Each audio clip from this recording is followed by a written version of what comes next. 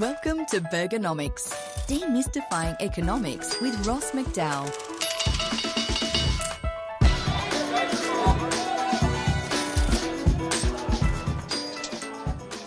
Welcome to the Burgernomics podcast, where we demystify the economics behind the everyday events, products and policies that are running our lives. Modern life revolves around our internet and mobile telecommunications usage. Who provides those services, at what cost, and their reliability are hot topics. The latest technical innovation to provide Australians with their internet and phone services are low Earth orbit satellites.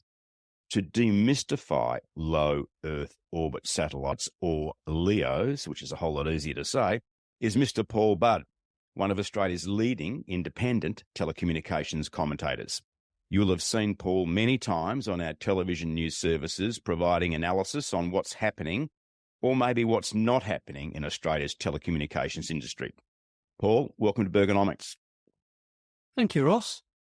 Now, currently there are huge geographic and economic gaps in who receives the internet all around the world. Low Earth orbit satellites appear to be the answer to filling those gaps. What are low Earth orbiting satellites and why are they so revolutionary? Yeah, Ross, I think most people will, of course, know what satellites are, and they've seen pictures of them or even video of them. And, they've been floating around the Earth for, since 1950s, 60s, around that time. And they are, until recently, they were mainly used for broadcasting. So if you watch the Olympics or, some world soccer or God knows whatever around the world, then most of the time that was beamed from that location through all over the Earth with satellites. Satellites have increasingly become common. They really started also to take up in the telecommunications industry first, basically for long distance, what they call backhaul. So you can say big pipes in the air to transmit traffic from continents from one continent to another, etc. But slowly also these satellites became used for mobile communication, particularly, of course, in regional areas. I would say since the 1980s, when Australia got their own satellites, the AUSats, at that point in time, telecommunication services, particularly to remote areas, were possible. But those phones were big bricks. Yeah, they were large devices at that point in time. You basically were transportable. And, you had them in your car, when you were out as a doctor or an engineer out in the bush, you took that sort of an equipment with you. Now, things have changed, of course, dramatically since that time again. And now we've reached what they call, what you already mentioned, the LEOs, the low Earth orbit satellites. So you've got the satellites that we've been used to are higher in the sky. Yeah. So they have a further distance from the Earth, and therefore there's always a delay in the signal that goes up and down from you to the satellite and back. Now with broadcasting, that wasn't a problem. It started to become a problem with telecommunications. But then if you go one step further, if you start talking about broadband, that really becomes an issue. So if you can go lower towards the Earth, then the signal doesn't have to travel that far anymore, and you can get, therefore, a better signal, for example, for broadband. Now, that sort of technology has been developed in the last, 10 years to a large extent. There were some earlier trials, which, it's now actually becoming, in the last couple of years, last 5 years, it's becoming actually commercial viable, thanks to some of these moguls in America that are putting, billions and billions and billions of dollars into these sort of ventures. Yeah, it's Tesla, it's Amazon, that sort of companies are leading that new development. Now, these satellites are actually as big as a shoebox. So they are not big satellites. They're small, very small satellites. And what you see happening, you therefore need literally tens of thousands of these little satellites in order to provide the coverage that you want to reach, particularly if you start looking at global coverage in that area. So that new technology has been very successful. It's also used in Australia. Thousands of people in Australia are already using it. It's hurting the NBN because, it's a much better broadband service that you get from those satellites than from the NBN. So you really start seeing that now we're reaching a situation where these satellites are, the coverage is big enough, so you have good coverage, and at the same time, the prices are relatively okay. They're still on the high end, But that's where we are now. So with these satellites, are there enough satellites, for example, to cater for all of Australia's internet and telecommunications needs? Yeah, what's happening, of course, is that those companies have to continuously send up rockets that bring those satellites into the sky. Now, initially, they started with rockets that could put up 10 or 15 or 20 satellites at the same time. They have increased that. So now you get situations where 30, 40, 50 of these satellites in a rocket and then put it into orbit. So because you need an enormous amount of these satellites, you also need an efficient way of bringing them into orbit, yeah? And that requires, that you actually need to be able to have payloads of 50, 100 of these little satellites that you start putting in. Now, to answer your question, yes, we now have enough of these little satellites in the air to cover Australia, and of course, in particular, you talk about regional Australia in this respect, yeah. But also some people in some of the towns in Australia. I would not necessarily say in Sydney, Melbourne, Brisbane, etc. But if you're on the edge of big cities, your NBN signal might not be good enough.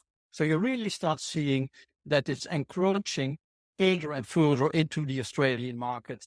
In order to provide a better service as the NBN. As I understand it, the cost of these satellites are between $60,000 and $100,000 each, and then there's the cost to get them to orbit. Elon Musk is a leader in that, and he's got reusable rockets that can do that, so that brings the cost down.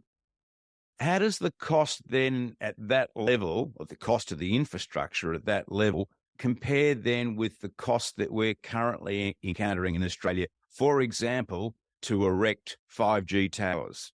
Yeah, no, I think, Ross, that the mobile satellites, the mobile towers are separate. I will come back to that in a minute. It's not replacing the mobile service. It's basically replacing the fixed services, the fixed broadband services in Australia. So it's not a mobile device; it's a fixed device in your house.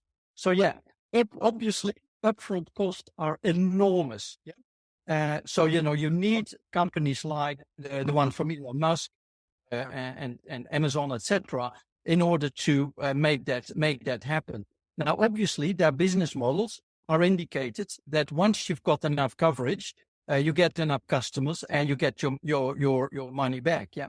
Of course, there will be competition. There are 3-4 of these systems already in operation. There are other systems in China. They're setting up their own systems, etc. So it will be interesting to see who will survive. It's unlikely that everybody can survive because the costs are so high. It's not just bringing them up, but every 4 or 5 years you have to replace them. Yeah. So they only last for a small number of years. Now, imagine you've got tens of thousands of these satellites up and you have to start replacing them every 4 or 5 years. That in itself is an enormous exercise with an enormous amount of cost. So it still will have to see, who's going to survive and, if competition is going to bring costs down. At the moment, the costs are higher than the NBN. So, there is definitely a cost issue attached to it. And then if you start talking about global services and you start talking about, particularly countries in Africa and Asia, then, the costs, at this point in time, prohibitive for ordinary people to use it in that sort of low income countries. But still, schools, hospitals, and professional people can in those countries also. And looking at what its competition in Australia is, currently you can get with Starlink, which is Musk's company, $139 a month, and that gets you a speed of the ACCC to test across all the different providers and speeds. I'm sure you're aware of it. And so the Starlink, Musk's outfit, at $139 a month, and they say that you're going to get 100 megabits per second. They were tested by the ACCC at getting 102. The NBN on their 100 megabit plan at $80 a month, ACCC found that the average speed was only 52 megabits per second, and SkyMuster, which is the high satellite service provided by, I think it's the NBN, for $200 a month, they're saying you're going to get 50 megabits per second for people out in the bush that supposedly aren't serviced well by the other telcos, and ACCC found they were getting 25 megabits per second. So it would seem that the LEO system of satellites is really the only effective company that can deliver what they're stating.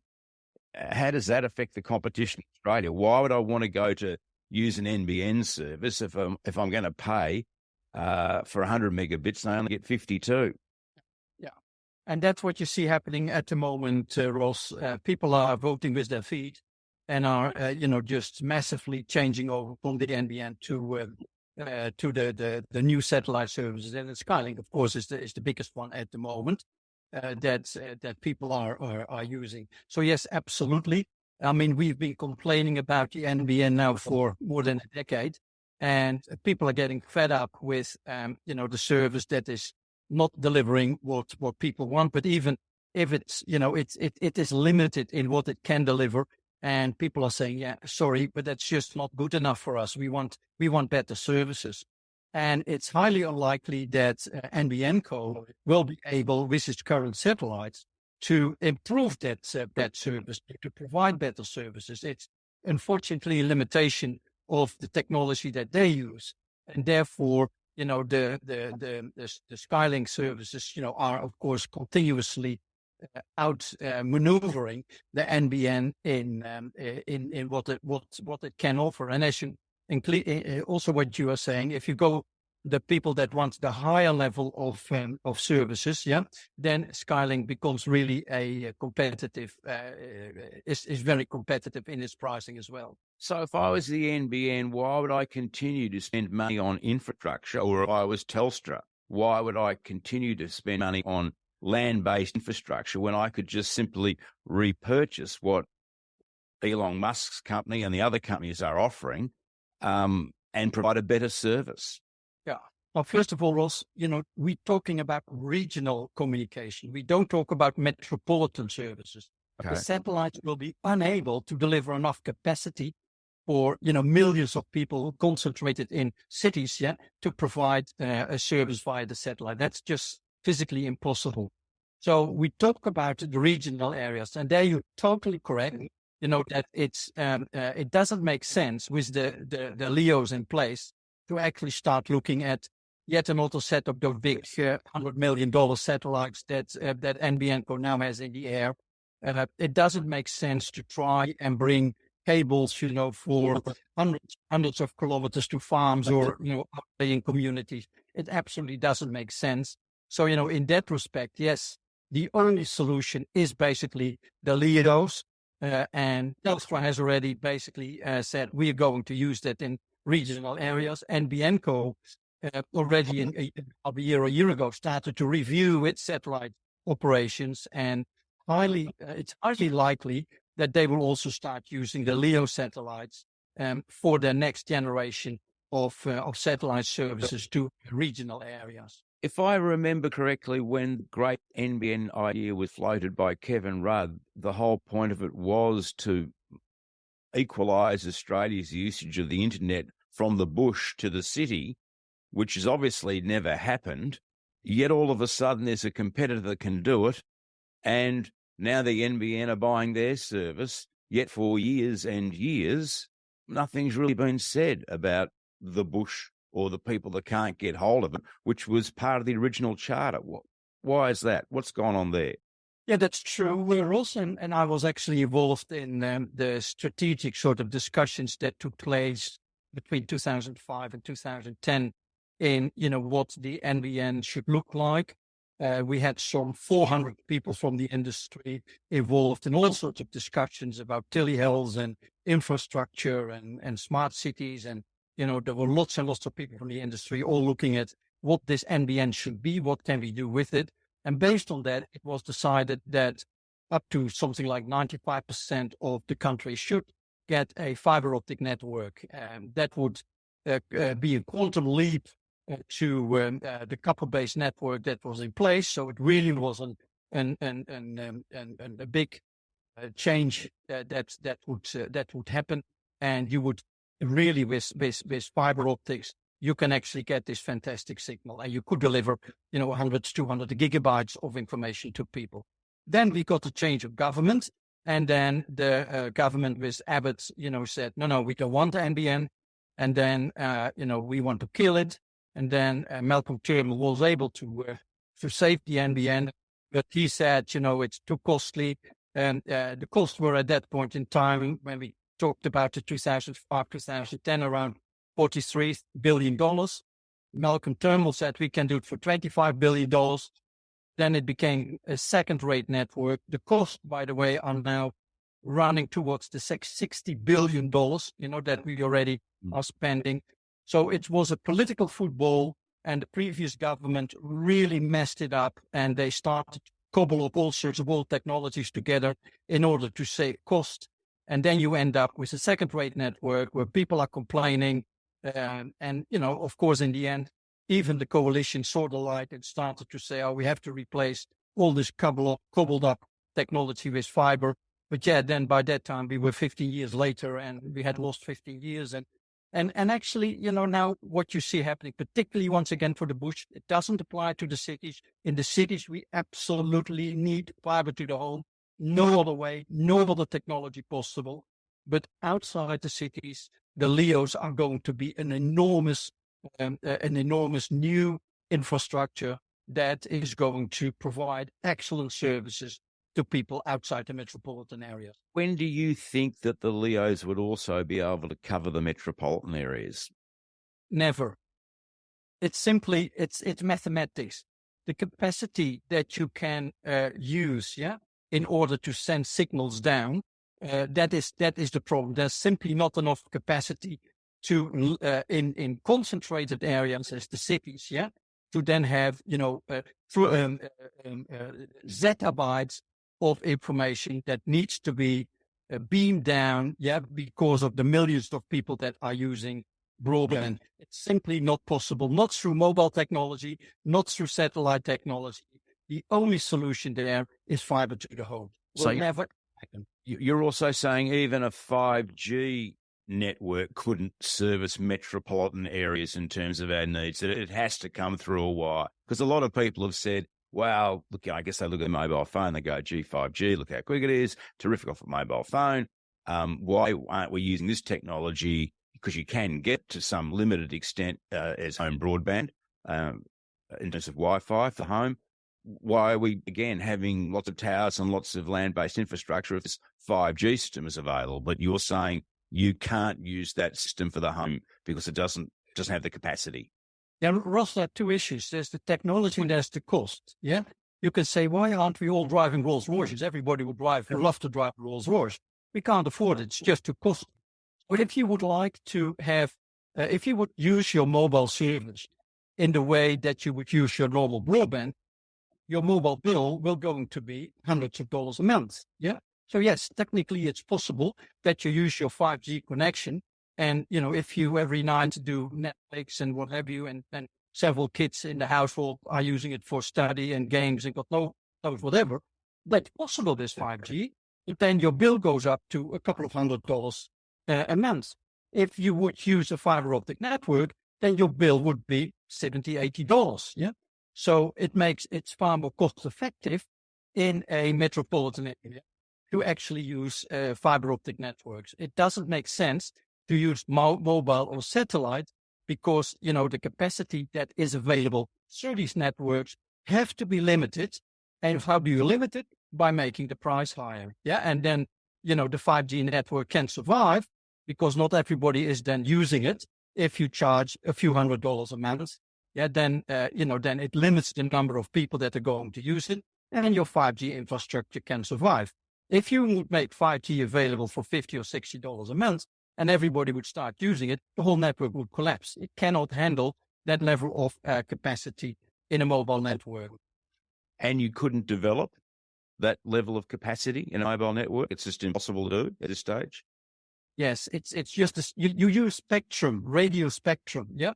And the radio spectrum, of course, is limited. Now, what they are doing now with the spectrum, if you go to very low spectrum, that is, for example, used for the television, analog television, it follows the contours of the land, yeah? And it can go enormous distances, yeah? And you can use your television service. However, if you start using interactive services, these low spectrum rates can't use that. You can't use it for that. So you have to go to higher radio spectrum levels. And when you go to higher radio spectrum levels, you need far more towers. Yeah. So, we went with 2G for thousands of towers. We went to 4G for 10,000s of towers. If we go to 5G, you talk about hundreds of thousands of towers that are needed in order to get the signal across. Yeah. So it is a matter of the closer you are to a mobile station, 5G station, the better signal you have. And therefore you need literally tens of thousands, hundreds of thousands of mobile towers if you want to cover that area. But still, you will have that capacity problem. You still have the problem that you can't do it. What you could do is bring the fiber optic network, to every street corner, and then put your 5G on. Then the combination of fiber, basically to the front of your door, plus a wireless connection, that has some sort of scenarios that are possible. But then you need a full fiber optic network, all of those hundreds of thousands of mobile towers, in your streets, close to your home, in order to create that same network. So then it becomes a cost way, and you find out what the costs are. Yeah, is it then easier to bring fiber just through the street to your home, or do you want the last 50 or 100 meters to be done by a wireless system? Okay. So at the moment, the engineers and the finance and the economists are looking at the fiber optic network in cities to be fiber to the home or fiber to the curb. Yeah. And that seems to be the whole problem with the NBN. And in terms of what you're saying is that to be able to provide what was originally promised, it's not an economic proposition. It doesn't kind of work. It hasn't worked, and it's continuing not to work from a business model point of view. There's a NBN debt facility, basically $57 billion, saying what it cost to build the NBN. That's nearly $2,200 for every Australian. Yet the Productivity Commission have valued the NBN as a business as only being worth $19.5 billion. And that's a big difference between $57 billion and $19.5 billion. Of that original $57 billion that it cost to build the NBN, $21 billion was in private debt, and the rest of it was the taxpayer funded. We've seen recently the government has written off $31 billion from that enterprise, just with a stroke of a pen. In other words, they just write off the complete value of the taxpayer contribution to the NBN. That's a pretty radical and amazing thing to do, don't you think? Yeah. I think what we, if you look at, of course, we're now where we are, unfortunately. Yeah. That's the situation. But if you go back, at that point in time, if you go back to 20 years ago when we started talking about this, then we were saying, okay, what is this? Why are we putting the NBN in place? Is that for more games or more porno or more movies or whatever? No, we want e-health, we want productivity, we want business services. That's why we want it. Yeah. So it becomes an enormous asset for the country. I mean, you could not run this country anymore, socially and economically, without having access, good quality access to the internet. The country would economically collapse, if that was no longer the case. So the benefits are not your $50 or $80 or $100 that you pay every month to NBN Co or Telstra or whoever, The benefits are that we now have a country that is far more efficient, far more effective, can do all sorts of things with the digital technology, digital economy that we couldn't do before we had this network. So it should be looked at as a national asset rather than how much money can I make from an NBN through subscriptions. The real value is the billions and billions of dollars in economic benefits and social benefits that you get out of the NBN. So that is, I think, the way that we should have looked at it in the beginning, rather than how can we make this a profit-making, machine for NBN Co or Telstra or Optus or whoever. Yeah. Okay, I understand that, and it's obviously that's the whole reason why we have governments. One of the reasons is to provide things that society can't afford or our private enterprise system doesn't want to provide because it's not profitable. And in this case, we tried to make NBN profitable by getting a rate of return. I think it was 7% for the NBN, and it ended up only being 3% because the consumers would not pay the monthly subscriptions that were required to make it a 7% return. And so we then do the write down, is what you're saying, and that makes it a reasonable going concern in terms of an accounting point of view as a set of accounts. Yeah. I'm kind of a bit perplexed though.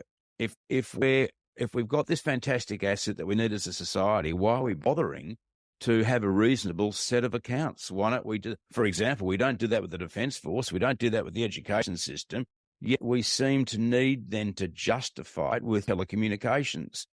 What's the motivation for writing off $31 billion for this enterprise, the NBN, if it is so important? Why not just say, hey, it cost us $57 billion and we as a country are so much better off and we've got everything as a result of it. You should all be happy. Why is the government saying, oh, we need to write $31 billion off? I think, it's political, Ross. I mean, I totally agree with what you're saying. Yeah. But unfortunately, we have politics, and the $31 billion is not really a write-off. They are deferring it to 2030, and then they start looking what we have to do with that money, etc. So it's all political backflipping and things like that in order to go to a situation. Of course, everybody understands that the way that. And it's a political situation. We didn't get the network that we planned 20 years ago. We got a cobbled up second-rate network. So now suddenly, we face the music and say that cobbled up network is not good enough. And now suddenly it costs us a hell of a lot more money. Now then you have to ask yourself, who's going to pay for that? Is it the government through taxpayers, or is it the users? Through subscriptions. Now, if you increase the subscriptions, then as we already see, then, people are going to say, sorry, we can't afford it. And people are not using the network in the way that we envisaged. It would be much better if everybody started using the top quality network and do it for their business and for their healthcare and education and all of that, limiting that because of the fact that the government has spent too much money. And now we either have to raise the prices of the NBN so people can't use the full extent of the network. That's also a silly issue. So it's a political issue, and it's the fault of the government. The fault of the government who made these mistakes in the past. And now we're facing the music, and it looks like that the only way to afford is that in one way or another, the government fills the gap. In whatever way, writing off or whatever. I totally agree with you. At the very beginning, we should have said this is a nation-building exercise, like we built roads, like we built hospitals, like we built, electricity and water and gas and what have you. These are national assets. And we all know that the broadband network, the internet, is an absolutely essential asset for the country to run. So why not saying that? Why not coming up and say, yes, this is important for our country. And therefore, exactly what you're saying, let's pay the bill for it. Yeah. And so then we're left with our $21 billion of private debt holders of the NBN. Do you think that perhaps the government may have a feeling that if we can write down the enterprise value, it might be more attractive to sell off the NBN to maybe the existing private debt holders, and you move a political problem off your plate? Yeah, and I think that is also the intention. The intention is that once the NBN is in the right shape, whatever that might be, yeah, then the government will consider to privatize the NBN. Now, obviously, the discussion that we are having, Ross, it's clear that there will be nobody coming up with $50 or $60 billion and say, hey, here you've got this bag of money for this beautiful NBN that you've built up. The Productivity Commission has already indicated how much it really is worth. Now, let's say it's more. Let's say it's $25 billion or $30 billion that in the end, it's worth. But that still means, that whoever going to buy it is not going to buy it for $60 billion. Yeah. So yes, if you want to privatize it, and it's typically political, push the whole thing forward. Yeah. 5 years, 10 years, and then, see what happens by that time. So that's how politics works, in a situation like this. Nobody wants to be the party, that is going to face the music and pay the bill. So, that's the sort of thing. Let's hope something happens in 5 or 10 years' time, and it's no longer my problem, yeah. The concept of the NBN is living proof that we had a need as a country that wasn't commercially viable for someone else to step in and provide. And so it had to be done if we wanted to have that degree of internet connectivity, and had to take the hit. But then that's politically unviable. And so kind of like when we developed the phone system in 1901, and then through the Postmaster General's Department, and then through Telstra and Telecom and its iterations of different names, you end up with a market that's very fragmented with a relatively small population, and it's uneconomic for private enterprise to make a buck like the airline. And is that the situation that we're in, that people are trying to fight for, companies are trying to fight for a buck, and it's just too hard to do in this area in Australia with 26 million people? If you go back to around 2000, 2005, and the whole discussion was, what are we going to do with broadband? Then Telstra came up with a plan and say, we will be able to get you 25 megabits. We pay altogether, I can't exactly remember, $20-30 billion for it. But we then want from the government a guarantee that we can charge $90 a month, for a number of years, in order to recoup the money. So that was obviously, not something that the government was interested in. This was the coalition government at that point in time. So they said, no, that's, we don't want to see a 25 megabit sort of service for 5-10 years, to be paid for for people that pay $90 a month. That's not going to work.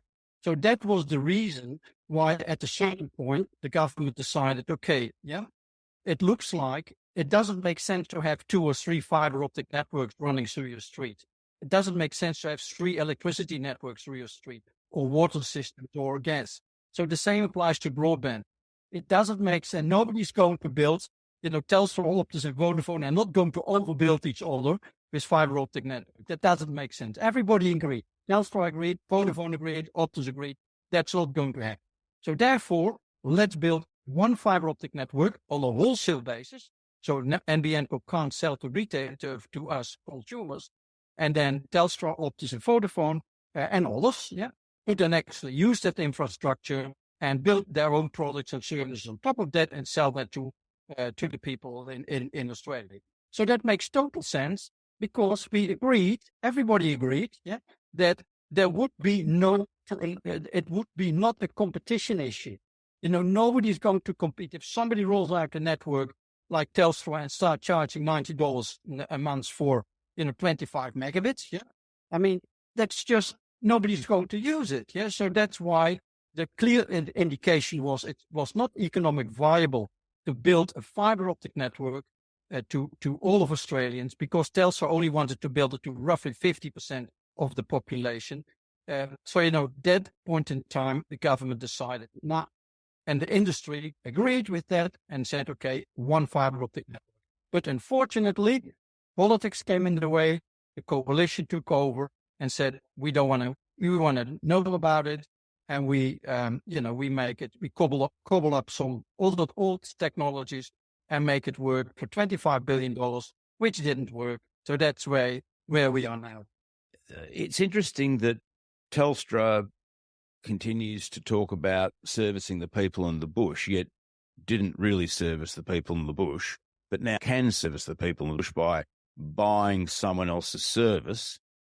Why has it taken so long? If that service was there, you're telling me that service has been available for years. Why has it just now happened in the last 2 weeks that Telstra have said, we're going to buy this service to service the people in the bush? They could have done it years ago. Why now? Telstra, of course, has been a monopoly for a very long time.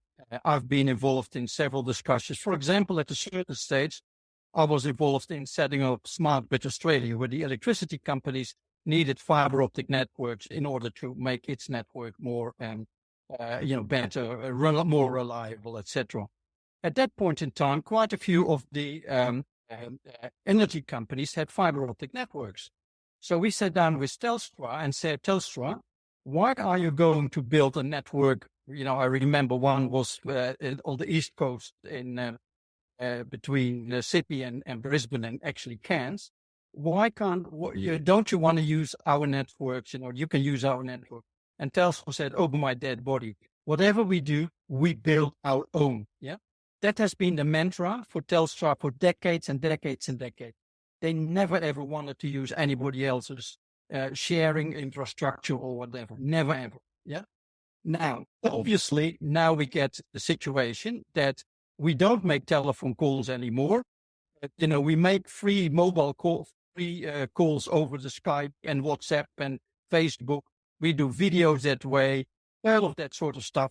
All these services where we paid for in the past, has fallen away. Telstra has no income anymore from its traditional sort of telephony business that it had in those days.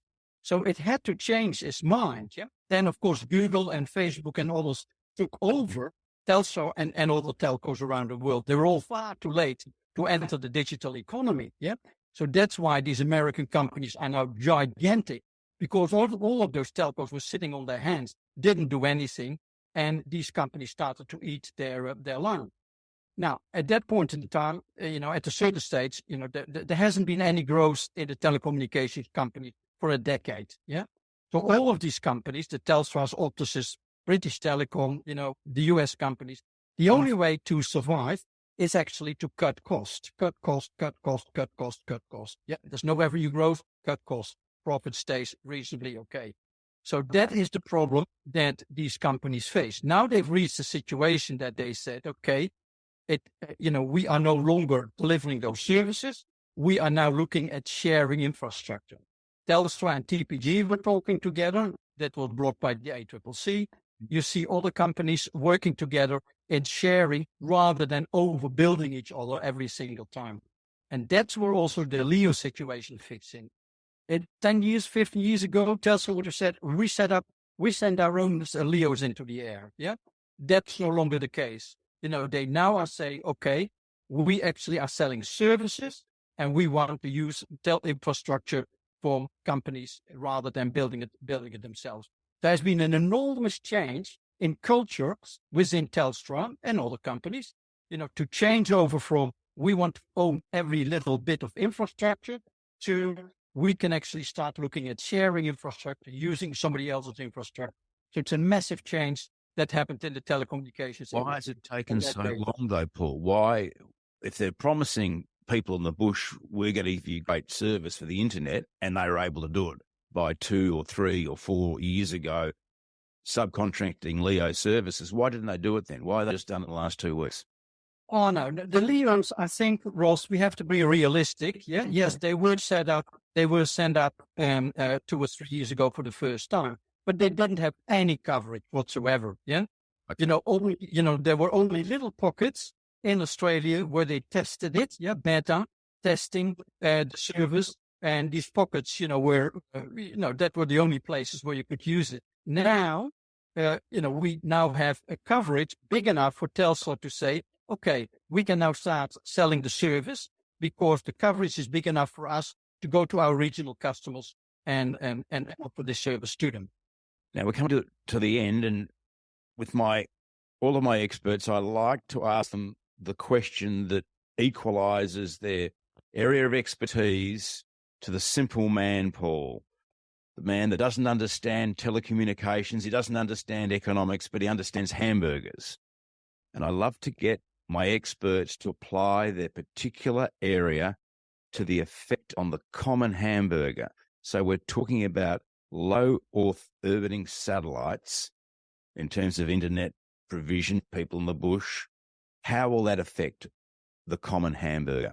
The common hamburger, the effect there will be more in because telecommunications and IT are merging together.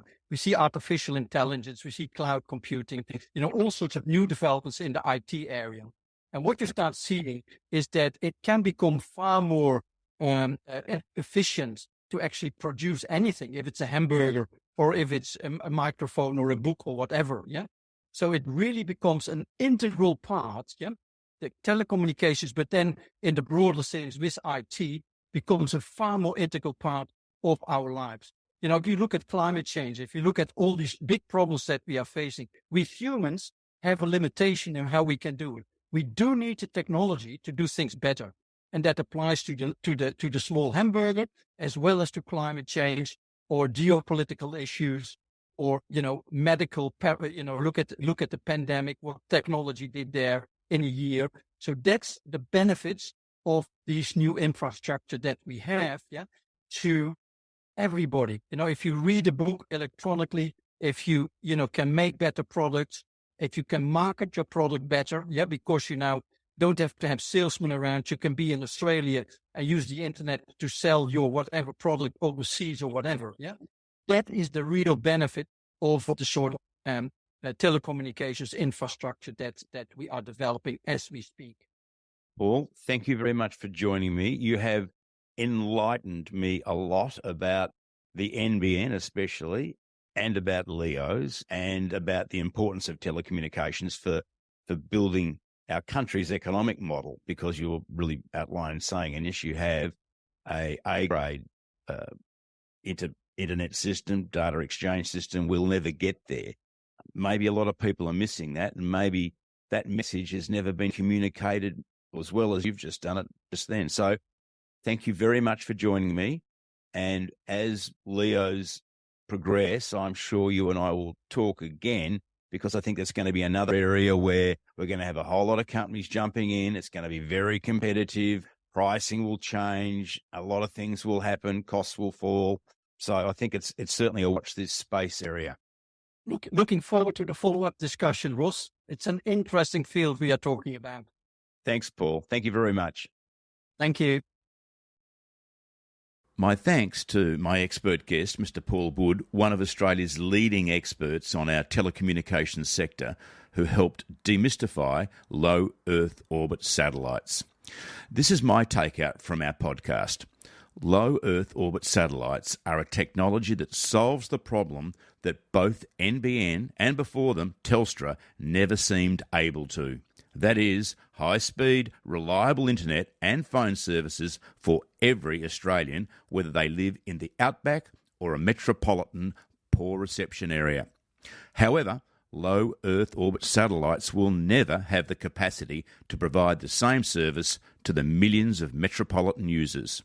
Not even the 5G network has the spectrum capacity to replace the volume of internet service needed for metropolitan home broadband services.